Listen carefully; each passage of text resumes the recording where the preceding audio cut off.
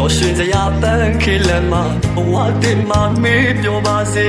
ငါလိုလူအသုံးမှမဝင်နာမိတွေ့ငါဟာအမုန်းဆုံးရဲ့သူလားဒီဘဝမှာတော့မင်းနဲ့မဖြစ်နိုင်ပဲအတိတ်ဆူတောင်းမှခဲ့လေလေကွာ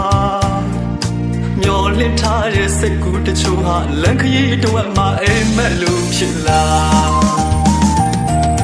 ဖြစ်လွယ်ပြက်လွယ်တဲ့လူပမာမရှိတော့ပါလူကတိသစ္စာအမှန်ကိုအမှားထဲအမှားကိုအမှန်မြေလား